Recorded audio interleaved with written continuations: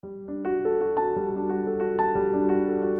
함께 묵상할 성경 말씀은 민수기 16장 1절에서 50절 말씀입니다. 민수기 16장 1절에서 50절 말씀입니다. 오늘은 7절 말씀을 읽겠습니다. 내일 여호와 앞에서 그 향로에 불을 담고 그 위에 향을 두라. 그때 여호와께서 택하신 자는 거룩하게 되리라. 너희 레위 자손들아, 너희가 너무 분수에 지나치느니라. 아멘. 오늘 함께 생각할 주제는 지나침입니다. 본문 민수기 16장은요, 레위인 고라가 주도한 반역에 대한 이야기입니다.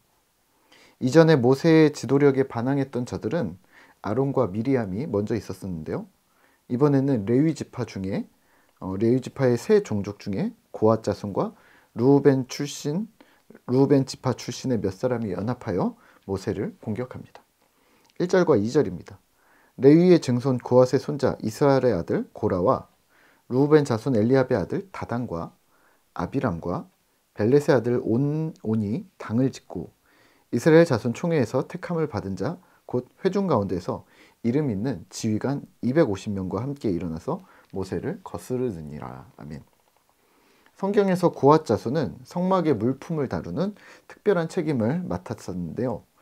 자신들 스스로 이 정도의 권위로는 충분치 않다고 생각했던 듯합니다. 그리고 적잖은 지휘관 250명까지 같은 행동을 하며 이렇게 말합니다. 3절입니다. 그들이 모여서 모세와 아론을 거슬러 그들에게 이르되 너희가 분수에 지나도다. 회중이 다 각각 거룩하고 여호와께서도 그들 중에 계시거늘 너희가 어찌하여 여호와의 총회 위에 스스로 높이느냐. 아멘. 모세와 아론을 향한 그들의 첫 마디는 너희가 분수에 지나도다 였습니다. 왜냐하면 회중도 우리도 다 거룩해. 또 하나님의 회중 이스라엘과 하나님이 우리와 함께 계시는데 근데 모세와 아론 너희는 뭔데 우리 위에 지도자 행세를 자꾸 하려고 해. 그 행위 자체가 스스로 높이는 그런 교만함인 거야.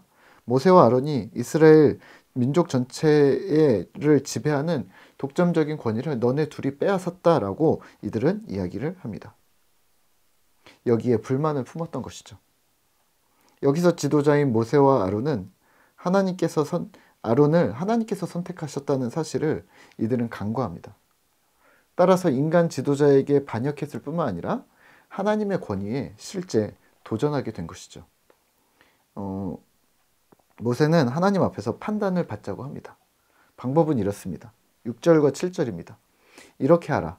너 고라와 내 모든 무리는 향로를 가져다가 내일 여호와 앞에 그 향로에 불을 담고 그 위에 향을 두라. 그때 여호와께서 택하신 자는 거룩하게 되리라. 레위 자손들아 너희가 너무 분수에 지나치느니라. 아멘. 향로를 가져와서 하나님 앞에 2번 두면 하나님이 선택하실 것이라고 제안합니다. 그리고 모세 역시 레위인들에게 너희가 분수에 지나치다라고 충고합니다. 이유를 9절과 10절에서 말합니다. 하나님께서 너희를 성막에서 봉사하게 하셨고 회중을 섬기게 하신 일이 매우 중요한 일이었다. 이미 특별 대우를 받고 있는 너희가 불만하고 더 큰 자리를 욕심내는가? 하나님의 은혜를 잊었는가? 왜 레위 자손으로 만족하지 못하고 제사장이 되고자 하는가? 그리고 너희가 아론이 베풀어준 은혜를 생각지 않고 오히려 원망하는가라고 되묻습니다. 다단과 아비람은 모세를 비아냥거립니다. 14절인데요. 이뿐 아니라 내가 우리를 젖과 꿀이 흐르는 땅으로 인도하여 들이지도 아니하고 못했다는 얘기죠. 밭도 포도원도 우리에게 기업으로 주지 아니하니 내가 이 사람들의 눈을 빼려느냐? 우리는 올라가지 아니하겠노라. 무슨 말이냐면요. 결국 가나안 땅에 못 들어가는 걸 숨기려고 이 사람들의 눈을 빼려고 하느냐? 광야에서 이스라엘 민족을 죽일 것이냐? 이건 숨길 일이 아니라 네 무능이 아니냐라고 도발합니다. 모세는 분노합니다.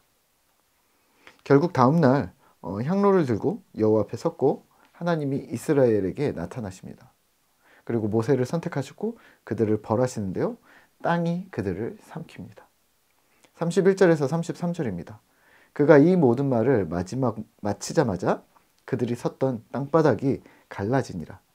땅이 그 입을 열어 그들과 그들의 집과 고라에게 속한 모든 사람과 그들의 재물을 삼키매 그들과 그의 모든 재물이 산채로 수올에 빠지며 땅이 그 위에 덮이니 그들이 회중 가운데서 망하니라.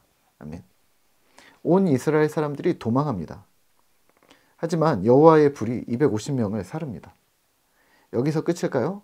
그 이튿날 민족이 모세와 아론에게 나와 근데 또 원망합니다. 엄청난 많은 사람들이 죽었는데 또 나와서 원망합니다. 이번에는 죽은 것 때문에 얘기합니다. 41절과 42절입니다. 이튿날 이스라엘 자손이 온 회중이 모세와 아론을 원망하여 이르되 너희가 여호와의 백성을 죽였도다. 회중이 모여 모세와 아론을 칠 때에 회막을 바라본즉 구름이 회막을 덮었고 여호와의 영광이 나타났더라. 아멘. 결국 원망했었던 또 사람들을 하나님께서 오늘 이 본문에서 진노하시고 연병이 시작됩니다. 전염병이죠. 급히 아론이 달려가서 속죄 제사를 드렸지만 결국 14,700명이 죽습니다. 오늘 말씀을 묵상하며 우리는 무엇을 기억해야 할까요? 지나침입니다. 우선 자신의 분수를 넘어서 욕심을 부린 지나침입니다. 하나님의 일, 하나님 나라 공동체에 있으면서 이게 세상의 권력처럼 보였나 봅니다. 지도자는 섬기는 자리인데 권위와 권세, 힘이 있는 자리라고 생각했습니다. 실제 그래서 그것을 쟁취하려 도전했습니다. 오늘 우리의 교회 공동체 역시 마찬가지인데요. 리더가 되는 것은 섬기는 자리임이 틀림없는데 우리는 또 권위라고 생각합니다. 그리고 본인이 권위를 자꾸 세우려 하고 주위에서도 이 권위를 자꾸 세워줍니다. 성가대원보다는 성가대장이 높다고 생각합니다. 부서 교사보다는 총무나 회계가 더 힘있고 부장이 더 높아 보입니다. 평신도라는 말을 안 써야 되는데 평신도라는 단어를 사용하면서 사역자나 목회자라는 단어로 선긋기를 합니다. 용어 자체에서 순서를 매기는 서열화가 진행 중인 것이죠. 본디 그런 취지가 아닌 역할일 뿐인데 한 몸의 손이고 발이고 눈이고 코일 뿐인데 결국 머리 대신 예수 외에는 그 위치에 상하 좌우가 없는데 우리는 자꾸 높은 자리라는 데에 꽂히나 봅니다. 네, 지나침, 과분함을 기억하셔야 합니다. 신자로서 매일 도전하는 삶을 살아야 하지만 공동체 안에 있는 내 위치에 대해서는 주어진 본분에 기뻐하고 만족하셔야 합니다. 두 번째는 모세와 아론을 향한 불평과 불만이 끊이지 않았던 이유는 무엇일까요? 이 역시 지나침입니다. 아직도 하나님의 명령에 순복치 않았고 자신이 기준이 되었기 때문입니다. 이들의 생각에는 고라 자손에 대한 처분은 과도한 처사였다. 그럴 것까지 있었는가? 라고 생각했고요. 아론과 모세가 가만히만 있었으면, 그러니까 너희가 말하지 않고 참고 있었으면 하나님이 진노 안 하셨을 거고 결국 이 사단이 난 것은 모세와 아론 때문이라고 결론 짓습니다. 오늘 우리는 불평과 불만이 어디서 오는 것인지 점검하면 어떨까요? 성경 말씀 안에서 내 분수에 따라 상황과 환경을 받아들이면 되는데 자꾸 다른 데서 기준을 가져옵니다. 세상의 기준을 가져오고 사람 탓을 하고 잘 되면 내 탓, 또 잘 안 되면 안 되는 듯 하면 다른 사람을 미워하고 시기하고 질투하고 세상을 탓합니다. 결국 의도는 하나님의 정의와 사랑이 아니라 내 일신의 안락과 자랑입니다. 지나치지 않는 방법은 그러면 무엇일까요? 겸손입니다.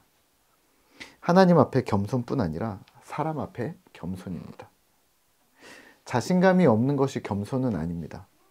충분히 실력이 있으면서도 경청하는 것, 들어주고 약자를 섬기는 것, 또 연약한 자들을 세우는데 관심이 끊이지 않는 것, 그것이 바로 겸손입니다.